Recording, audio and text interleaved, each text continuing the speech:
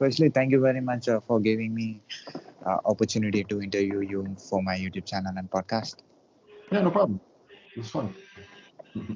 So I've gone through your profile and I wanted to introduce you and the work that you are doing to my audience.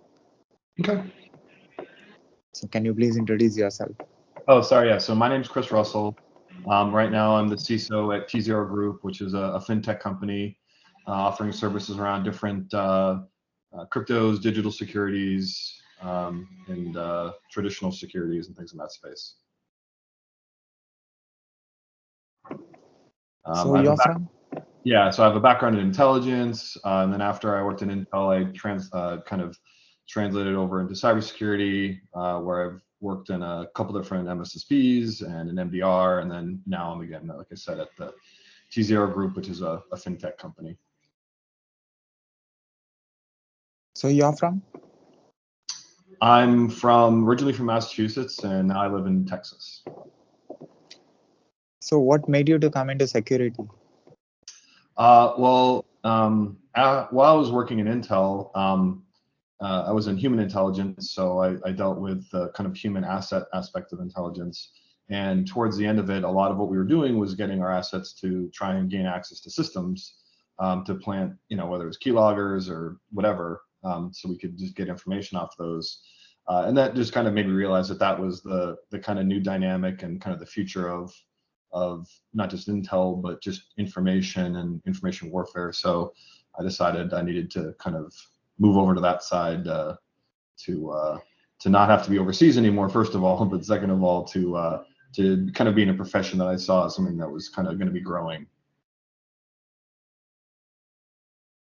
So how is your present work now?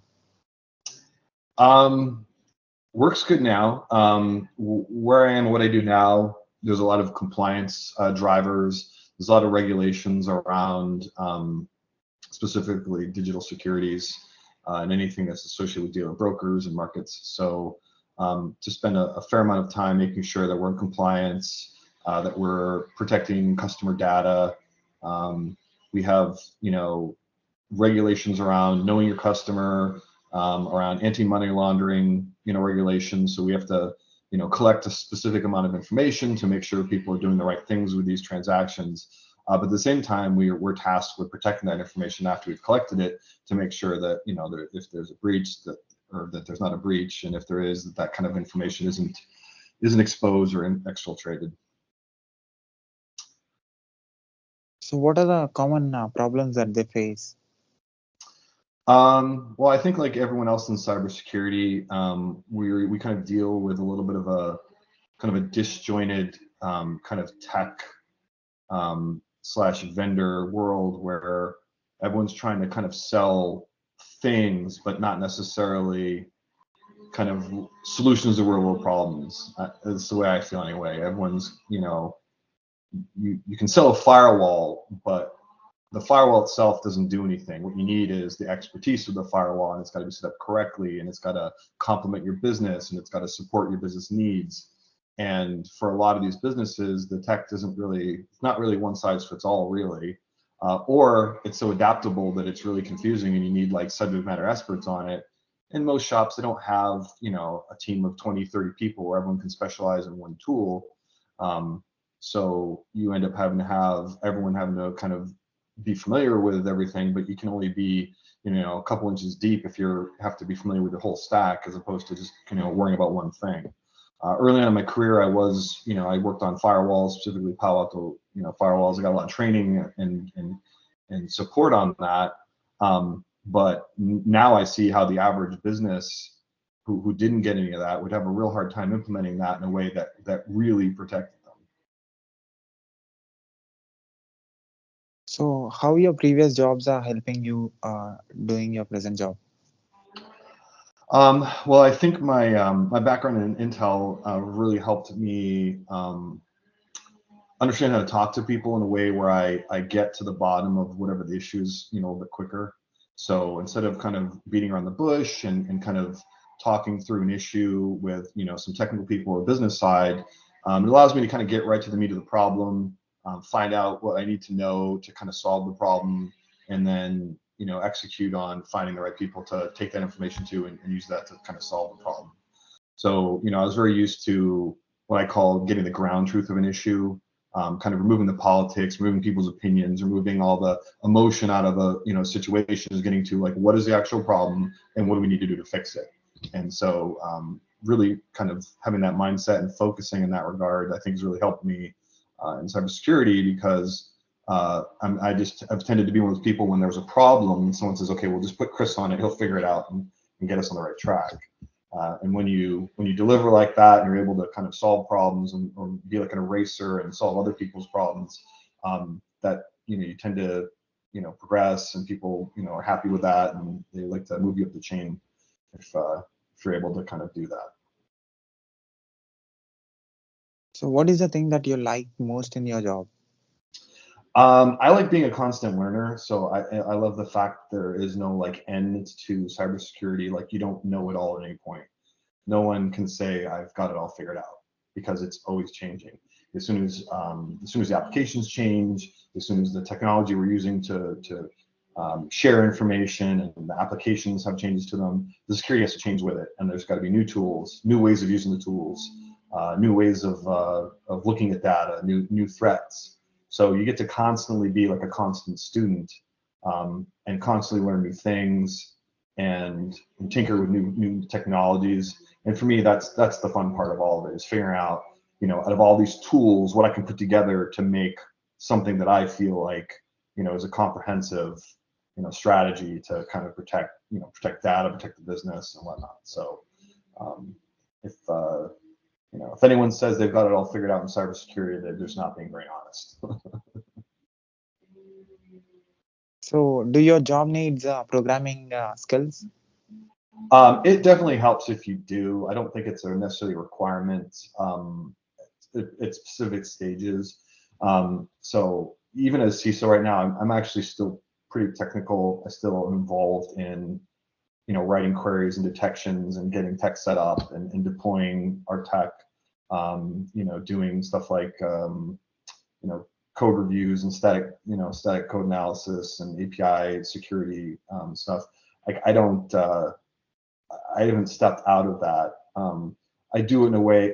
The reason why I have to stay kind of, in my opinion, on top of that is because if I feel like I'm going to mentor people and I'm going to teach, my team and kind of be a real leader, I can't do that if I don't really know how any of it works. If we buy a new tool, or we're using some new system, or we have some script that we run that does stuff, and I don't know how that works, and I have to rely on one of my guys to always be the guy that deals with that. I'm not really doing him any favors. I'm not, I have to constantly go to him and ask how things work. I have to kind of rely on, and it's not a trust issue. It's just like, it's not fair to him or them if I'm completely ignorant to it and I just wanted them to give me information and I pass it up. I should know how it works. I should know if they have a bad, let's say they're sick, I should be able to fix it. I should be able to tweak it. I should be able to, troubleshoot something. So I think a lot of people, once they kind of get maybe director or VP level, they start thinking, okay, well now I'm just kind of business focused, more of a people manager or more of a leader. But in cybersecurity, I feel like if you kind of don't maintain your technical skills, you're not going to have as much success in some cases, because the highly technical nature of your employees, if you can't help them progress and learn and be the person they can come to if they're having a problem, then what kind of real value adding to them in that relationship? As a leader, you should be able to teach them things still and help them progress. And maybe you can't teach them how to reverse engineer malware, but you can know enough to get them on the right track and point them in the right direction and know what tools are the best ones and know what training is the best for that. So, you don't have to be an expert on everything, but the tools in your environment, you should be, in my opinion, as versed as your team. Otherwise, you're just kind of, leaving it to them. And when I talked about that ground truth earlier, you're relying on their interpretation of that, which is fine sometimes. But if you can have it yourself, I think it's, saves them some trouble. You don't constantly have to bug them for things. You can just go get the information you need yourself, be self-sufficient, and be a little quicker in your own responses. So how much you understood about cybersecurity and from when you are into cybersecurity? How much did I understand about it when I first got into it? Yes, yes. Um, well, before I got into it again, in Intel, I was around classified systems and being deployed overseas. I had to constantly set up, secure local networks for our reporting stations. So from a very kind of rudimentary setup, I was, used to setting up a LAN, basically um, locking down ports, making sure everything was set up to specific MAC addresses, disabling, removable media policies, and being in charge of like the authentication piece and who had access to what systems and kind of, the whole need to know piece of the Intel part. So even though that's not strictly cybersecurity when you're in Intel, the amount of kind of things you're doing that really mimic what cybersecurity is outside of the military and outside of intelligence, it was a pretty good precursor for me. So it didn't take a lot for me to kind of understand the concepts because I was doing those, again on a daily basis as part of the secondary part of my job. When I got out, I had to learn a little bit more about networking from like a more enterprise level. So I did spend some time doing that. But the ideas of least privilege and having good password hygiene and OPSEC and all these other things, like those are ingrained in me from Intel. So, moving over to cybersecurity, it was a matter of just kind of beefing up a little bit on the network side and then some of the new tools in the stack. So you are into cybersecurity from how many years? Uh, Depends what you count as cybersecurity, like I said, but I had my own company after I got out of Intel where I was doing some of this on a kind of a much smaller level. So I would say 10 years, but 5 years working for companies that aren't my own. A little over 5 years. So today, cybersecurity is very important uh, in real life. So, uh, from this 10 years, what you understood the complete scenario? Um, yeah, I mean, I think on an individual basis, everyone needs to kind of understand where their data is and how that data is accessed. So I think one of the key things to kind of focus on is just kind of password and access management. So regardless of if you're in a company or you're just, a regular individual, you shouldn't be using your passwords through your social media and email accounts. You should have separate email passwords for all that. You should have MFA set up for most of those. I recommend a password manager for all humans now, not just cybersecurity professionals, because if you're going to have good passwords that do meet strong criteria, it's going to be really hard to remember them all unless you're writing them down. If you're writing them down, then it's not ideal. If you have a password manager, you can have very complex, unique passwords for all your different systems. It can be an extension in your browser, and you can just kind of remember one master password and then get to all your things. And that's something I kind of recommend for everyone at a rudimentary level because that's kind of the first step of all of it. Regardless of if you're enterprise, we have complex IDS and UBA and all these like ML things going on about user behavior analytics. It all starts with the actual authentications and like user identity. And I think that's the key and a foundational thing that we kind of gloss over. You got to kind of solve that problem first before you get into any of the advanced, tech stack stuff that that are going to solve your problem. If you don't know who's logging in and you've got weak authentication stuff, then all the other stuff in the world is not going to protect you. So tell me about your experience in this field. So started off, the first job outside of my own company was working in MSSP, doing providing security engineering for various companies around their firewalls and IDS and endpoint protection. Then I moved to a managed detection response company where I was basically ended up being in charge of the security engineering and we would deploy, again, for customers, their endpoint agents, their SIM. We would write content for them. We had a SOC that was monitoring all their alerts. And my team's responsibility was to make sure that everything was configured correctly, that all the data was coming into our our alerting system for the SIM, that all the log sources were coming in, that the use cases were firing, and then from there, I spent basically 4 years of my career at that managed detection response firm, Critical Start, and then I was a VP at that point. And I got approached for this kind of CISO, level job, which is one of my goals. So, and I've also been kind of an avid, on the side fan of blockchain. I've done a lot of my own research on it and my own kind of testing and, tinkering with it and making security tools and make them kind of work. I wouldn't say work for blockchain, but identify blockchain sessions. And I collect a lot of information about how security tools view blockchain processes on a system and how IDS looks at it at the session level. So when a job like that kind of came my way, although I was at a very good firm and very happy with where I was, I took the new position because, again, I had aspirations of being a CISO, and it was one of the achievements I wanted to make. So do you have any particular experience that you cannot forget? Anyone that I've worked with that I can't forget? Yeah. Yeah, I would say my former boss at Critical Start, Jordan Moriello, from a technical perspective, taught me a lot. From a business perspective, taught me a lot, and from a leadership perspective, really taught me a lot. He's well known in the space. He does lots of talks himself. He does interviews. He's just generally a good guy, but he's one of those people that taught me like what leadership really meant. Not that I'd had leadership experience in the military. I'd been, leading teams overseas, but it's very different in the corporate world, obviously. And so I learned a lot from him, and I don't think there's just a lot of lessons that I've learned that I'll never forget that came directly from him.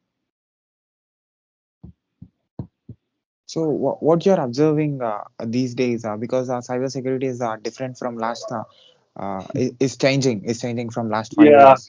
So in my opinion, we have a little bit of a problem with we are not letting enough really, really smart people into the field, and so we have more people kind of turning to in my own words, kind of the other side, where they're poking holes in all these products.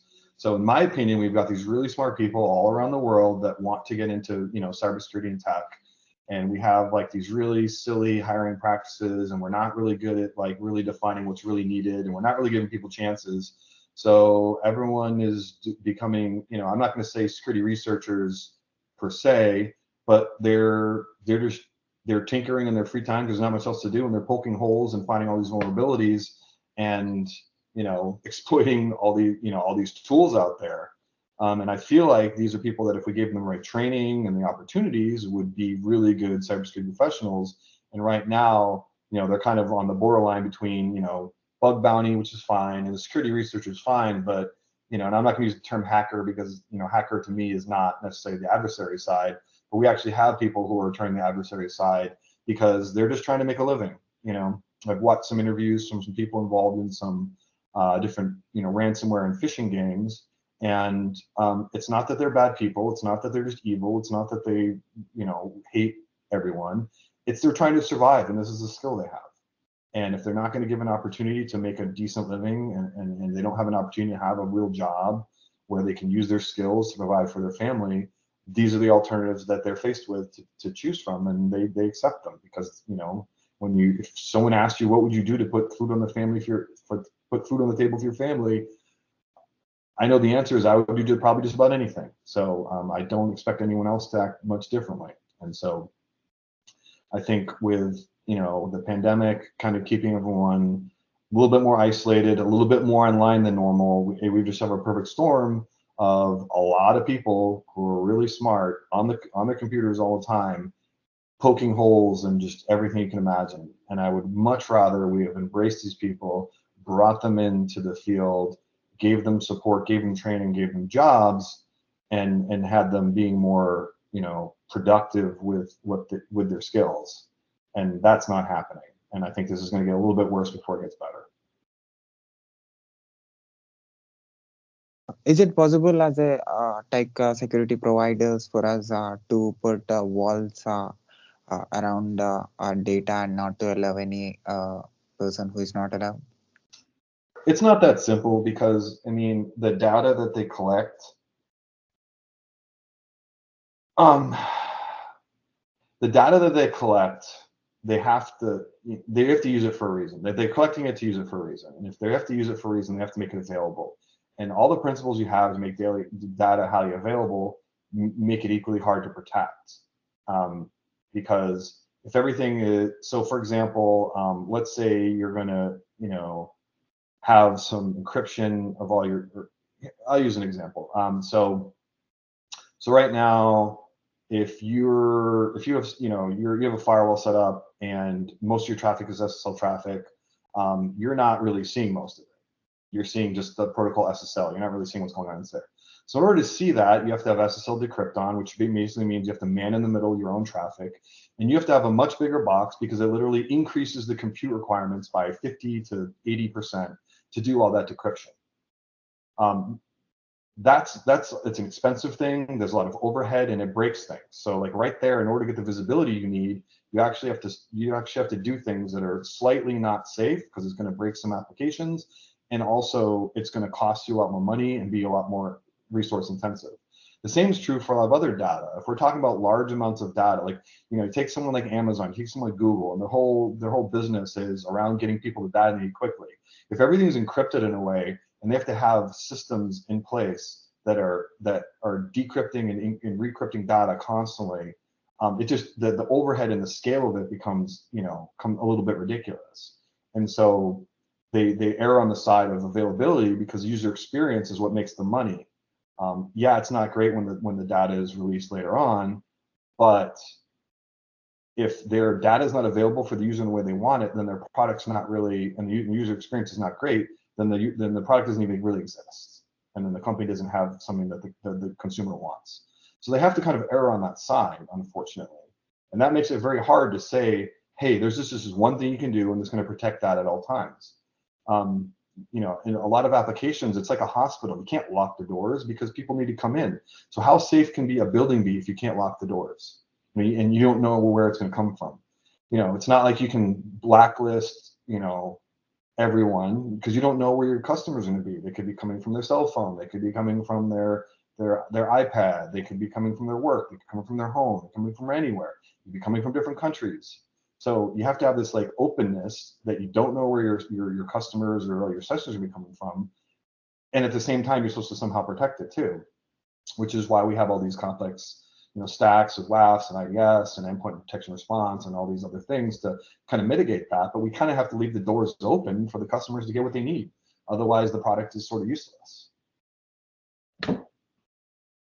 So you're into this from long time. You're seeing the changes that are happening, and you're seeing the tools that they are using in order to enter into the space of other people. So uh, so uh, can you mention some of the tools or the softwares that has been removed from the systems and in order to secure the customers' data and You talk about business aspect?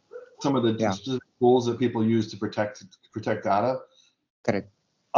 Yeah. So you've got web application firewalls like Imperva and Cloudflare. They'll do things like DDoS protection, where all of a sudden you start getting hit a certain amount of packet rate from even IP or even specific IP or dispersed IPs. It'll start rate limiting it so that your service doesn't come down. Then you've got things like IDS and IPS. You've got Palo Alto network firewalls, Checkpoint firewalls, Fortinet, Cisco, Sophos, SonicWall. Those firewalls all have some sort of a layer 7 visibility now, where you can see application level sessions, and you can make, instead of just having ports and protocols blocked, you can say, okay, I'm only going to allow this application to go through on this for this security rule. So layer 7 firewalls, although it's not a silver bullet, when done right, make a pretty big difference. I think the endpoint detection response / EPP tools, I think those are probably the things that most companies get the most bang for their buck, because ultimately the endpoint's where the action happens. So we're talking about our carbon black responses, carbon black defense, it used to be Silence, now it's BlackBerry, CrowdStrike, SentinelOne, Windows Defender. These endpoint detection response tools are really great because in addition to blocking malware from just a heuristic capability, it's not signature based. It's, if it acts like malware based off of some clustering they've done, it's just going to isolate it and kill the process. And they're pretty effective. But if it gets past that, you have this whole EDR side where you can write these custom, and they've got some pretty good indicators of compromise outside of the box. With all these tools, you kind of have to write your own a little bit too. And you can write rules based off of processes that are pretty well defined if you take something like the MITRE ATT&CK framework and you look at the entire attack kill chain and say, okay, what does it people do once they're on the box for persistence? What do they do for privilege escalation? What do they do for lateral movement? And you look at these processes and these methods, and you kind of break these things down, and you write these indicators of compromise where you say, okay, if a Windows document calling out wmic.exe, like that should never happen. That's going to be a rule that's going to trigger an alert, and we're going to investigate it because a document shouldn't be calling for that tool or that utility. It shouldn't be making network connections. It shouldn't be doing scans or whatever it is. There's things like registry modifications where, if you have an asterisk in front of a registry modification for run once key, that means the application is going to boot up in safe mode. And no applications you run really need to do that. But that's something attackers do, because what they can do is take your system, they can run make that registry modification, reboot your system in safe mode, and then your AV's off. Because your AV doesn't boot up in safe mode. It doesn't get a kernel extension. It's not in there. It's not hooked in. But your tool that or your script or your binary or whatever it is you just loaded on there, because you ran an asterisk in front of the one runs registry modification key, that's available. So then you can have your system, your tool reach out to C2, download the actual payload, whatever it is, and you're good to go. And then you can restart the system and do whatever you want. It's things like that EDRs can actually pick up on. It's not the AV part though, because the AV part, like I said, was off. It didn't do anything. But before they even happened, the fact that someone's making registry modification, you can have parameters around that. The EDR tool can pick up pretty quickly. And knowing your user base and knowing that no one's making really any registry modifications, especially run once keys and asterisks, as soon as that happens, you should be alerted. The host should be quarantined, and you can move on. So it's one of those things where endpoint detection response on the AV side, I think, is it should be like the table stake that all organizations should have. If you can't afford anything, at least get that, because there's a lot you can do with it if you just spend a little bit of time writing some rules and understanding how you and what you can do with it, because it's a very powerful tool. It's basically a recording of everything going on in your machine. And if you know what good behavior looks like and what is normal for your environment, it's really easy to write rules and tick up to anything that deviates from that. It just takes a little bit of time, but it's definitely worth it. Is there any particular application or software that you feel like it is perfect? I'm going to talk about an application, a product I really love right now, and that's called Snyk, and that's a static code analysis tool that I use in my environment. And so since we develop our own applications, we have to be concerned about any vulnerabilities we introduce, and the earlier we can identify that, the more time we have to fix it, the more time we have in our sprints to remediate it, and we don't have to, have blockers last minute when something's not passing a QC. So with Snyk, with this whole log4j, recent thing, not only can I run I can have my developers in real time from the IntelliJ platform run it locally, and then give me an output, and I can tell them what vulnerabilities needed to remediate, or dependencies, or anything around their Terraform code or their container image, settings that need to be updated. I can also from the connection to GitLab or GitHub go through and run through our repos and see retroactively if we have anything that's a vulnerability that wasn't a vulnerability before, it's introduced now. So when the whole log4j thing came out, even though we've got good apps in inventory, and I know where we have Java, and I know we have this, being able to use that to do a search and look at all our repos, I can know not just where it was, but where there was other applications that we're using as a dependency. and so it was a much more granular visibility. And I had a really quick answer last week on where we had it, and that really allowed me and the developers and the DevOps team to kind of move quick on the remediation. So that's one that's, I think, a little bit more relevant right now, and I was pretty excited about how it played out. Awesome. So, is there anything that you don't understand about cybersecurity? There's a lot I don't understand about cybersecurity. There's stuff every day that I don't understand about cybersecurity. I'll be honest, I don't even know what I don't know some days. There's things there's exploits out there I'm not, the NSO, Pegasus, Apple, no-click, um, no-click vulnerability that they're able to basically just get everything off your iPhone in real time. There's been some documentation put out that in the process, and people are just talking about how complicated and amazing and beautiful it is. I haven't read through it yet, but I imagine when I do, it'll be something that I have a hard time digesting and fully comprehending. I just know that it's out there, and if you're an enemy of the state for multiple states, you could be a target for that. And so there's things like that I'm definitely not up to speed on. I can't reverse malware myself. There's a tool called tZERO I use so that if I do, let's say we get a phishing attempt, I can take that, I can dump it in their sandbox. It'll kind of run it in the sandbox and give me some outputs so I can see what processes it ran so I can write rules against it. But I couldn't do that. I couldn't put it in a, IDA Pro and break it down and do anything with that. That's above my capability. Security depends on hardware or software. Both, everything, software, hardware, people, process. It's it's all together. It's not one thing. The hardware doesn't do anything without the people. Hardware doesn't do anything without the software on it. People can't do anything without the hardware and the software other than have opinions on what they should do. So it's a whole people, process, product thing where all together you need it all. You need a little bit of each at least to do anything. So, what is the biggest thing that you experienced that you faced and that you took long time to uh, solve it? So a couple of years ago, we had a service offering around a SIM tool, and we were just getting into automation with Terraform, and we had to come up with a way to have all of our customers' environments. We were in AWS, and we had to figure out how everyone's data could get routed the right way. And with certificates, there's limitations on what you can have on load balancers. So we had to come up with this whole transit VPC solution where it came into one VPC with a firewall that I could actually attach a bunch of static IPs to for the customers. And then that would route it to each individual VPC after that. I had to work with, because this was all based on automation, I had to work with developers and my Splunk guy, and then I was the firewall guy on this, even though I was a kind of VP at the time. And it took us a while to get that to work the right way, in a way that we were comfortable with.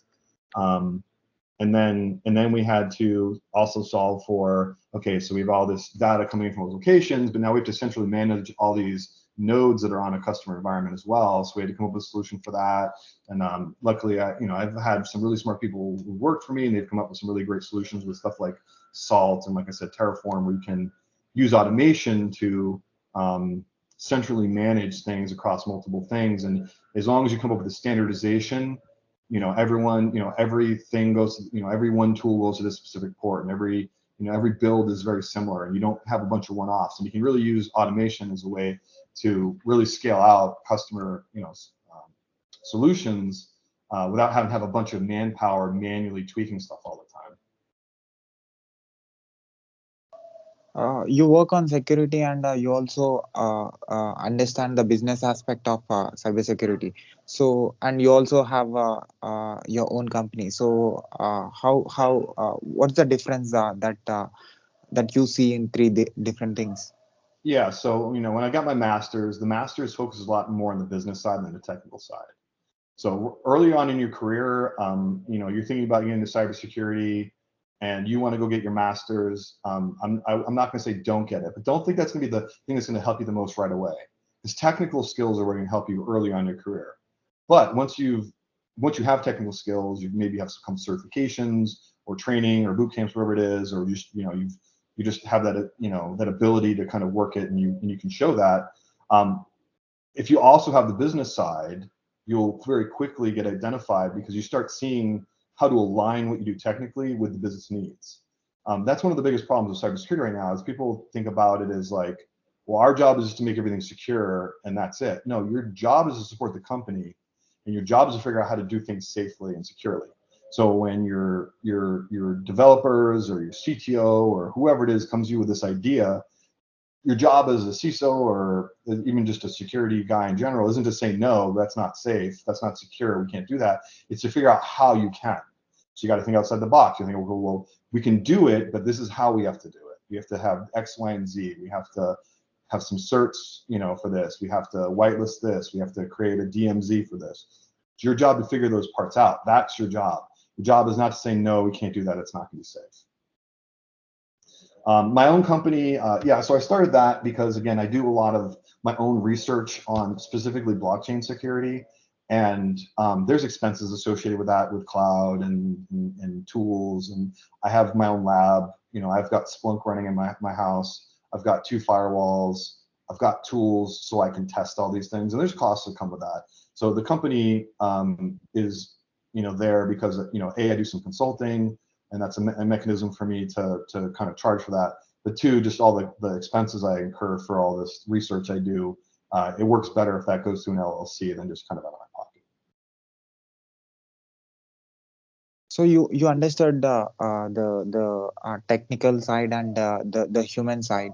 So overall, in all your experience, so what are the things that human need to put in his mind in order to secure the systems, the technical equipment, or the technical devices, or human, they need to have the self morals in order to reduce the negative effect that is happening in cyber. Yeah, so I mean, you kind of have to know how the system works. You have to know the data flow. You need to know how the application works in general before you try and design. You do like a threat model. You say, okay, this is the way it works. A customer downloads the app, they run through some sort of registration, they give us an email, we send them a link, they connect their account, then they do this, and their information goes in here. Once it goes in here in the front, and it moves to this back end. You need to understand all that, the whole flow from customer onboarding to where their data resides, in order for you to properly do not just a risk assessment, but a threat model and design a system around that. So you kind of have to start with the data governance part and understanding how everything works and where the data goes and all the bits and pieces there. Because that's going to be the key to figuring out how to kind of put a little bit of a blanket around it and keep it protected. But there's no one size fits all for that. Every application is very different. Every company designs things very differently. There's no one kind of solution to kind of throw things around that. But there are pretty common standards, and we call them frameworks. So you can use a NIST framework. You can use CIS benchmarks. There's all these different things you can do to say, okay, I'm going to base my security posture off of like this framework, where I'm going to take most of these controls and I'm going to implement them. The problem I would say for certain new tech companies is that these frameworks are always a step behind the tech a little bit, so the controls are always like a little bit off. And specifically for things like fintech, in my experience, the frameworks are a little bit too rigid for that. So you always have to have a little bit of a hybrid, framework, if you would, where you're following it mostly, but there's certain areas you're going to have to deviate pretty highly because of the requirements to save certain amounts of data for certain periods of time. There's stuff that you have to keep for like 7 years. There's stuff that you have to have compliance available to see. There's stuff that you have to provide to FINRA or the SEC on a moment's notice, and you can get fined if you don't do it. So there's there's certain amounts of data that normally you would get rid of if you didn't have to. But once you're in a company that has requirements from a regulatory standpoint, you have to kind of keep that in mind too. So a lot of applications, if you see in last 5 years, there are a lot of applications, lot of users, lot of non-technical people entered into the virtual world. So uh, are you working in the same way you used to work before 5 years in No, cybersecurity too? no. There's so many more applications now, and there's so much more automation, and there's so many more tools that work and and connect, via automation and API.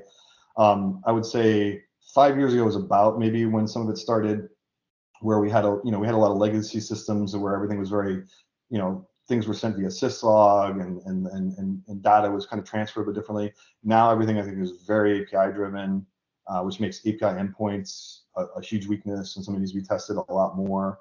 But the fact that these applications have the ability to share and pass and interact with each other in a much more flexible way is exciting from a tech standpoint, but from a security standpoint, I don't want to say it's a nightmare, but it's far more complicated than it used to be. It used to be, most of your applications were in house. If you needed something outside from a data center, maybe you had a VPN connection or some sort of direct line. So you never were really leaving it exposed. Whereas now with APIs, things are just kind of going across with session tokens, and stuff's getting pulled from all over the place, and all these different services and microservices are located in various clouds, and you just call them and get your information. So again, having that the ease in which these applications can send information, pull information, request this, make changes to that, work with different systems, makes it for a really great user experience, makes it for some really cool new tech. But from a security perspective, makes it really hard to understand where all the data is at any given point, where you're going to get it from, where it's pulling it from. So you really have to sit down based off of just kind of the I would say the increase in API usage, and really focus on that being something that needs to be secured, not necessarily first and foremost, but it's a pretty high priority now, whereas 5 years ago maybe not as much. Can I say more money equal to more security?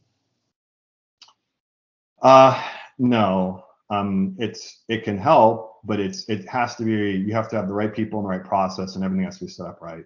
So you can buy everything that's bleeding edge and you can stand it up, but if it's not stood up right, it won't do anything.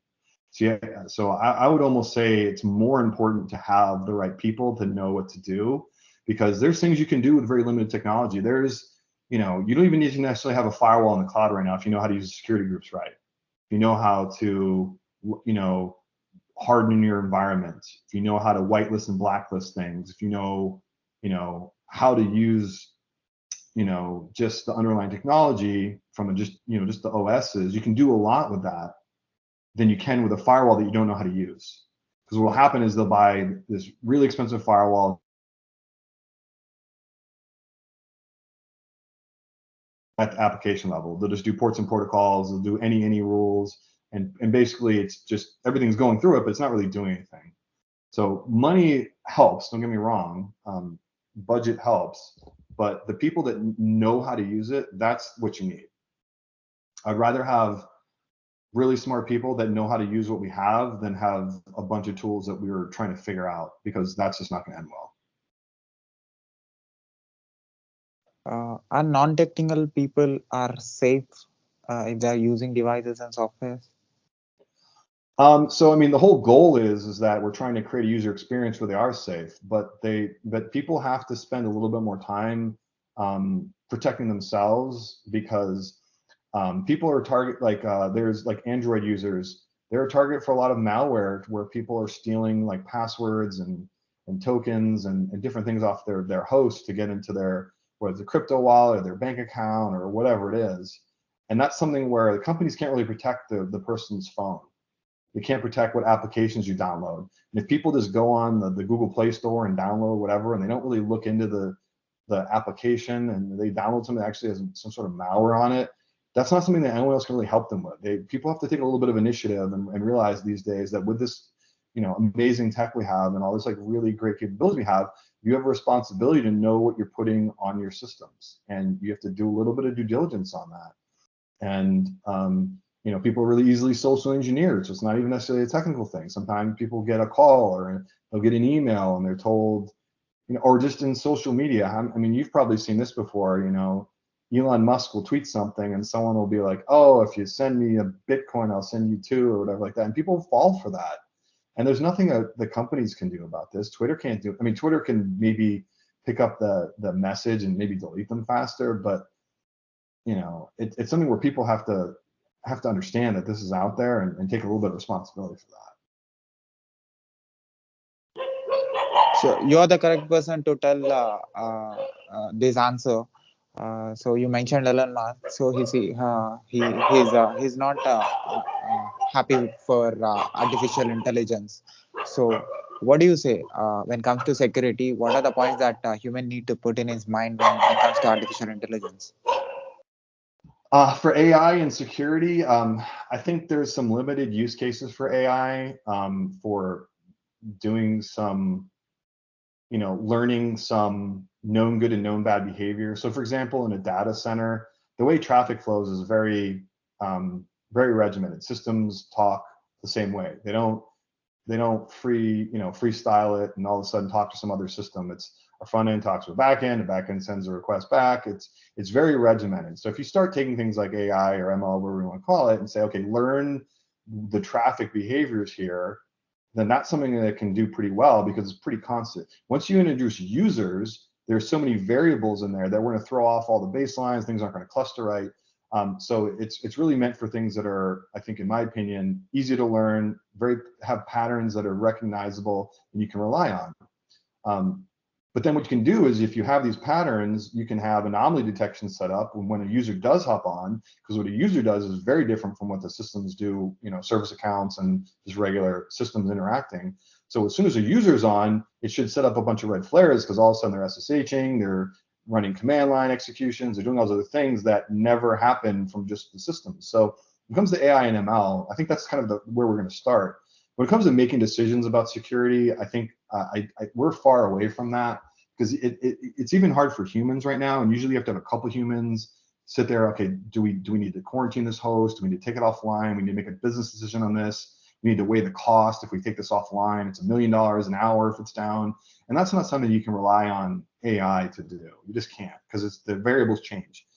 Maybe during Christmas you don't do it. Maybe during the summer you do. And you can program some of these rules into AI, I'm sure, but I don't think people want to. I think they want to make some of those business decisions. So when it comes to AI and ML, there is some, I don't think it's the smoking gun people are worried about because the old tactics still work. We still get exploited by basic phishing. We still have a number of exploits for getting around security tools. AI may be something that enhances that at some point, and it may help defend it to a degree, but I think we're a ways off because, and unfortunately with security, I think it takes some creativity on both sides, and that's something that AI doesn't have built into its models. Defenders need to be, or attackers need to be creative. When they hit a locked door, they need to find another one. They need to think about, different ways. They maybe even come up with new things and discover their own 0 days. And defenders, they have a very unique environment and they need to figure out how to lock that down. And AI, smart as it is, it's not going to be able to learn everyone's environment uniquely in a short period of time the way that a business really can, unless it's just like everyone's job is just to feed it information. And at that point, it kind of like defeats the purpose. So it's something that'll be there. I don't think we're close though, to be honest. Do you still provide any service? What do you mean? Myself? You have your own business? Yeah, I do advisory work. I am employed full time, so I don't take on a lot of additional work, but I do advisory work for security firms that are anything that doesn't compete with my current business. But like I said, I'm pretty picky about.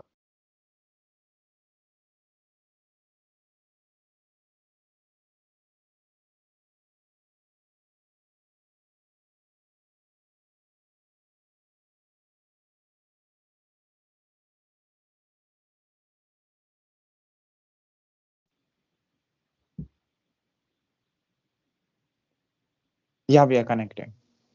We're good now. Yeah. So, uh, so at last, do you want to say anything? Do you want to share any web links of yours with my audience? Any links? For me, you can just find me on Twitter. I don't know. There's probably not a place where I can put it up, but it's CROOSTER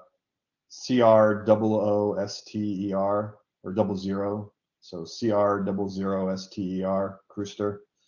So yeah, on Twitter, or LinkedIn, it's just Christopher Russell. Both of them have my real names. You can find it pretty easily.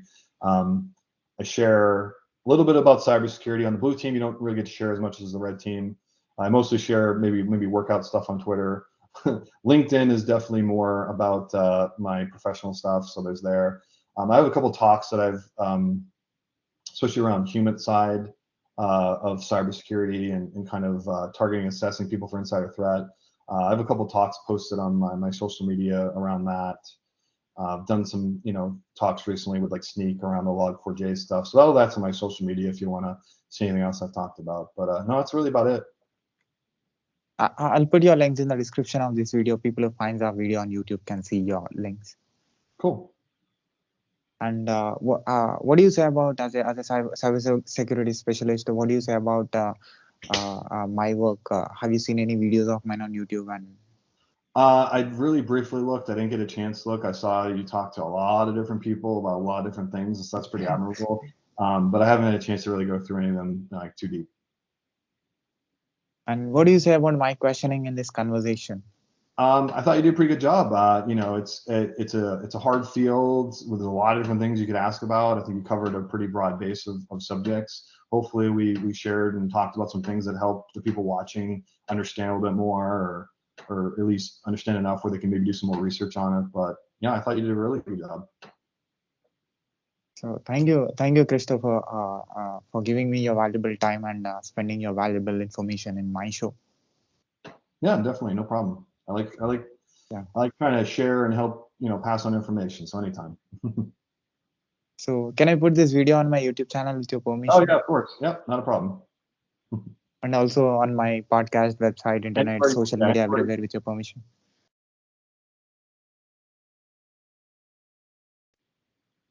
Yeah, can I put it? Yeah. Yeah. Okay, Christopher. Keep going, keep doing what you love, and keep inspiring. All right, thank you. It was great meeting you. Yeah, bye.